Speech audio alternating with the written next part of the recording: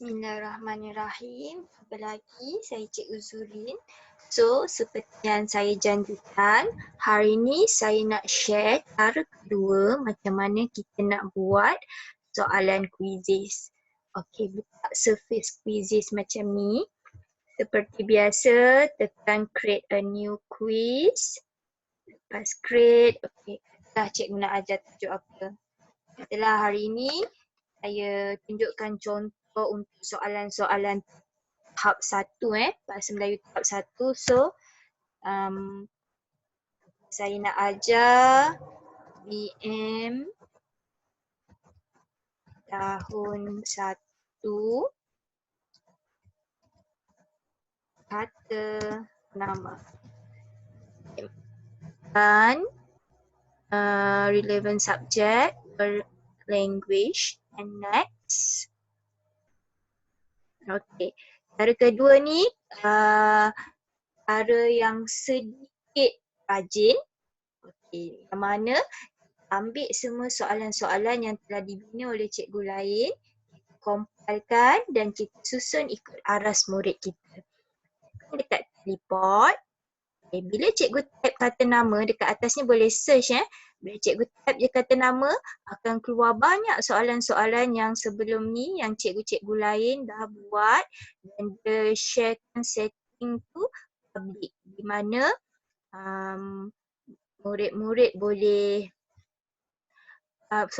di mana cikgu-cikgu boleh ambil atau cedok atau copy soalan ni dan guna ikut aras murid kita. Okay, contohnya katalah tengok satu-satu soalan yang sesuai. Okay, sebab kita nak cari kata nama kan. Okay, kata nama yang ni sesuai. Okay, kita tekan je button add. Okay, kita add lagi. Yang mana yang kita suka add saja. Okay. Add lagi.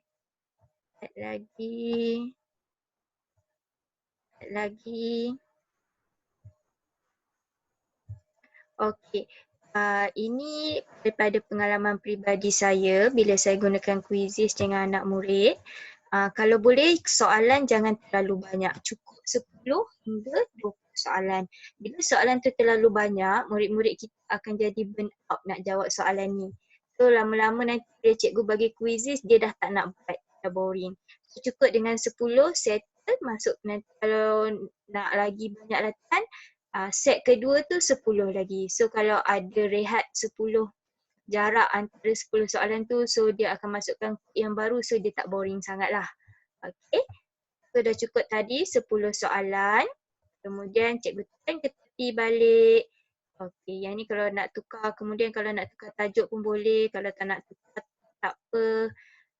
Kalau cikgu nak masuk gambar nak labelkan yang ini adalah soalan cikgu, boleh masukkan, tapi yang ni tak apa penting lah. Yang penting tajuk dan kualiti soalan tu.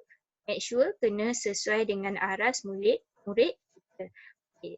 Setelah siap semua ni, kita double check, tengok semua dah okey ke, semua dah ada jawapan, kita confirm Kalau kita tengok dekat sini soalan ini juga telah menilai banyak item-item, antaranya macam soalan nombor 6 ni, gajah ini ada yang huruf besar semua, huruf depan besar, huruf kecil dan huruf kecil juga.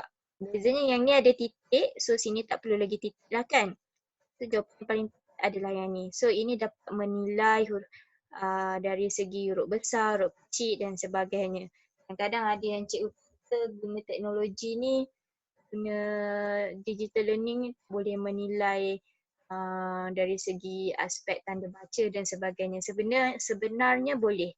Bergantung ke kreatif seorang cikgu tu untuk membuat soalan. So tekan finish quiz, lepas finish quiz, kita kalau nak masukkan gambar, boleh masukkan gambar.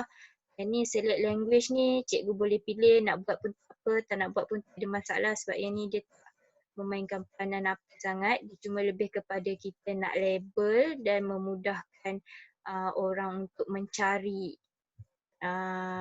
keyword So yang sesuai ni adalah daripada darjah 1 sehingga darjah 5. Darjah 3 cukup. Darjah 3. So yang ni yang saya cakap tadi, cikgu boleh buat soalan private hanya untuk cikgu je yang tengok ataupun public. Public ni semua orang boleh ambil soalan tu atau semua orang boleh jadikan soalan tu sebagai latihan. Kita buat sikit lah amal kebajikan cikgu, share soalan kita, mana tahu sikit usaha kita ni sampai akhirat. Orang ni Tuhan ambil kira kan, sedikit amal kita ini. So tekan save. Selepas tekan save, okay, kalau cikgu nak share soalan ni kepada kawan-kawan cikgu, boleh typekan email dia dekat parent ke. Kalau tak nak share, kita abaikan je, skip. So, done. This is done. So macam mana kita nak bagi kepada anak murid kita? Seperti biasa, assign homework. Kemudian buatkan tarikh, lebatkan sikit tarikh, ambil tarikh yang paling maksimum. Murid boleh siapkan. Kemudian post game. Dan ambil keyword ni, hantar kepada grup WhatsApp ataupun grup Telegram yang cikgu dah wujudkan. Sekian saja daripada saya. Diharapkan perkongsian ini dapat membantu guru-guru untuk bina item-item soalan dengan soalan itu saja.